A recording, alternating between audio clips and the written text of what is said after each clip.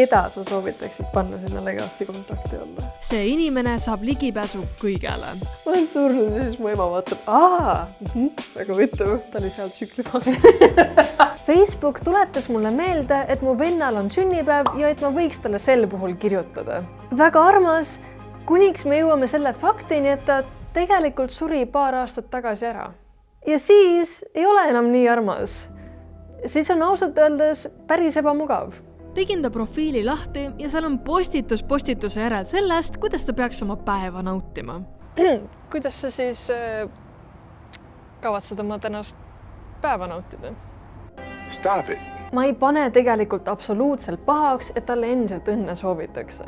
Kui sa ei ole väga lähedane inimene, siis kus sa peaksid teadma? See kõik kõlab nagu üks väga morbiidne Black Mirrori episood, aga kahjuks see ei ole väike niši probleem.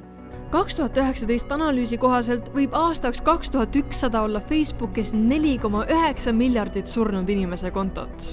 Ma ei taha kõlada üldse südametult, aga kas need kontod ei ole mingil määral digiprügi? Hea küsimus. Eks ta selles mõttes on, et see võtab ju igal pool pilves võtab ruumi. Sotsiaalmeediaplatvormidest hakkavad vaikselt saama maailmas suurimad surnuaiad. Ainult et hauakivide asemel on profiilipildid ja lillede asemel õnnesoovid vananemise puhul. Kas sotsiaalmeediaplatvormid kustutavad kontod ära pärast surma? Ja ei. Facebook üldiselt kustutab kontosid, mis ei ole aktiivsed olnud. Selle kohta küll tegelikult ei ole infot, et kui kaua siis konto peab tühi olema enne kui kustutatakse. Mõned allikad ütlevad paar aastat, võib-olla ka 5-10. Üldiselt niisama nad ei hakka midagi tegema. Niisama ei hakata midagi tegema. Ja see tekitabki väga ebamugava küsimuse. Mida me nende kontodega siis peale hakkame? Kas need peaks ära kustutama?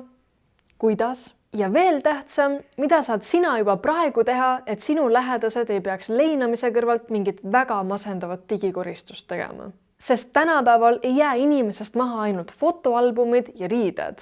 Temast jääb maha Gmail, Facebook, Drive, TikTok, Instagram ja võib-olla isegi mingid kontod, millest pere ei tea mitte midagi.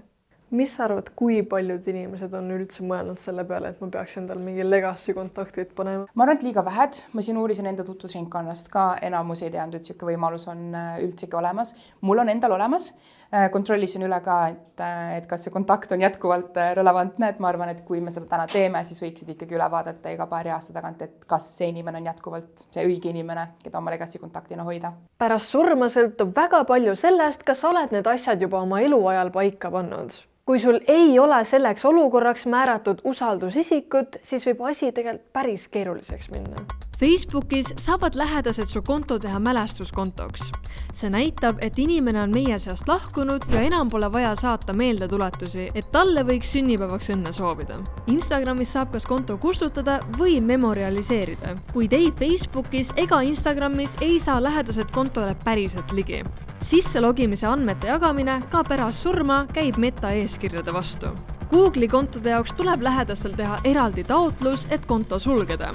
Mõnes olukorras võivad nad ka jagada kontol olnud sisu, aga see ei ole automaatne õigus. Ka siin kõrvaliste isikutega proole ei jagata.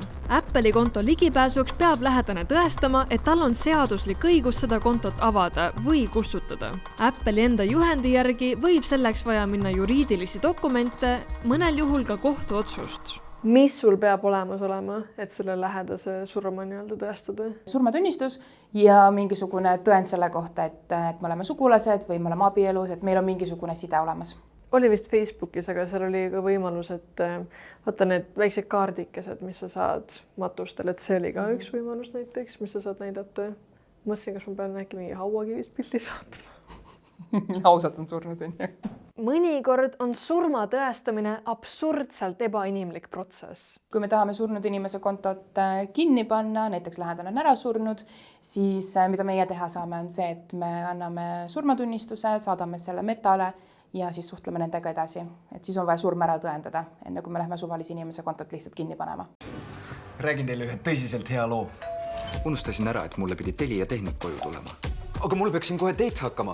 Ta sai kohe aru, et pole aega raisata ja oli valmis ammu enne Maria saabumist. Telial on ikka tõsiselt asjalikud tehnikud. Minuga jagas oma kogemust üks jälgija, kes proovis teha isa kontost mälestuskonto. Perekond jättis selle pooleli, sest see osutus lihtsalt liiga keeruliseks. Järgmine kogemus oli samasugune, nii isa kui ema surma puhul. Mõlemad kontod on tänaseni alles, sest mina ei osanud lõpuks midagi teha, et need kinni panna või mälestuskontoks teha. See protsess võib minna väga tüütuks. Mõned lihtsalt ei saa üles laadida vajalikke faile või näiteks palutakse valida surmakuu nendest valikutest. There is, this is ja september 11. Mõnel kurvemal juhul on lahkunu konto isegi häkitud ja hakatud postitama igasugust jama. Ja Facebook ei lahendanud seda probleemi. Kui sul on need sätted eluajal paika pandud, siis näeb see protsess juba inimlikum välja. Facebookis saad määrata legacy kontakti. Kui konto pärast surma mälestuskontoks tehakse, saab see inimene piiratud ulatuses sinu profiili hallata. Näiteks uusi sõbrakutseid vastu võtta, profiili pilti vahetada ja vajadusel ka konto ära kustutada. Küll aga ta ei saa lugeda su sõnumeid. Instagramis on suht sama lugu. Määratud isik saab muuta su profiili pilti ja hoida silma peal sellel, millistele piltidele sa oled taggitud. Kuid nad ei saa ise postitada ega su sõnumitele ligi. Google'is saad sisse lülitada Inactive Account Manageri ja lisada kuni 10 inimest, kes saavad su andmetele ligi. Millistele andmetele sa küsid? Absoluutselt kõikidele. Lisaks saad sisse lülitada selle, et kõik su andmed kustuvad ära. Inactive Manageriga peab samas natuke ettevaatlik olema. Selle jaoks pead sa määrama mingi aja ja kui sa ei ole näiteks 3 kuud aktiivne olnud, siis läheb plaan käima. Kui sa paned selle aja liiga lühikeseks ja siis lihtsalt unustad oma Gmaili kontrollida või ei saa mingil põhjusel sinna kontole sisse, võib sisuliselt Google su perekonnale kirja saata, et Aria on vist surnud. Võtke ta drive. Apple'is saab määrata legacy kontakti. See inimene saab ligipääsu kõigele. Isegi su menstruatsiooni jälgimise äppi andmetele. Ma olen surnud ja siis mu ema vaatab, väga võttu, ta oli seal tsüklifas. Oh my god, tal oli ovulatsioon samal päeval, nagu lost opportunity. Legacy kontakti määrates saab ta nii-öelda võtme ja ainult selle ja surmatunnistusega saab määratud isik su andmetele ligi. Keda sa soovitaksid panna sinna legacy kontakti alla? Mitte peikat või brutat, kellega sa oled juba natukene aega koos olnud. Inimene, keda sa läbi lõhki tunned, keda sa usaldad. Ema, isa, õed-vennad, parimad sõbrad, elukaaslane, abikaasa. Aga võib-olla minu enda soovitus on ka see, et see inimene võiks olla siuke emotsionaalselt küps inimene, sest et surm on selline väga-väga raske asi, mida läbi elada. Ja kui sinu kontot läheb haldama keegi, kes on võib-olla emotsioonidest on veel nii üle võlli, siis me ju kõik tahame, et meie kontodega tehakse pärast ikkagi õigeid asju ja taustatakse meie soove. Moraalselt on see tegelikult päris hall ala. Ühelt poolt võib surnud inimese konto olla lähedastele ja sõpradele väga oluline. Pildid, kommentaarid, vanad naljad. Ja mõne inimese jaoks on see konto endiselt koht, kuhu oma leina suunata. See võib kõlada veidralt, aga hästi tavaline on see, et inimesed kirjutavad surnud inimese kontole, saadavad talle sõnumeid, voice message'id või isegi helistavad. Mitte sellepärast, et nad arvaksid, et keegi vastab, vaid sellepärast, et vahel on lihtsam kirjutada inimesele, keda enam ei ole, kui leppida sellega, et talle ei saa enam midagi öelda. Teiselt poolt võib see sama konto olla kellelegi väga valus. Ja siis on veel see faktor, et kui sa määrad ühe inimese enda legacy kontaktiks, siis võib tema olla see, kes ühel päeval otsustab, mis sinu kontoga saab. Ja siis võib ühel päeval olla sul lähedasel väga raske ja ta mõtleb, tead mis, kustutame kõik ära. Nii et mida sa praegu peaksid tegema, et seda segadust vältida? Mida me teha saame praegu, kui me veel elame? Kõige tähtsam ma ütlekski, et Facebookis märkida ära enda legacy kontakt. Sellest peaks tegelikult võiks rääkida ka vist päris elus nende inimestega, et ma nüüd tahan sükest asja. Ärge kustutage minu kontot ära või kustutage minu konto ära.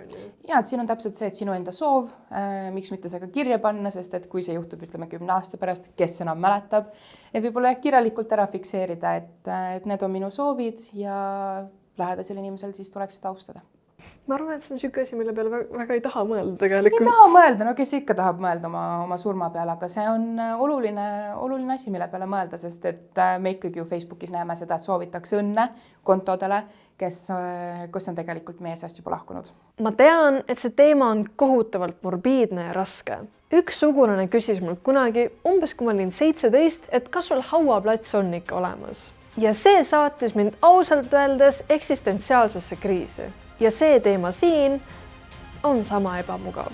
Aga parem mõelda selle peale korraks praegu, kui jätta see kõik kunagi oma lähedastele lahendada.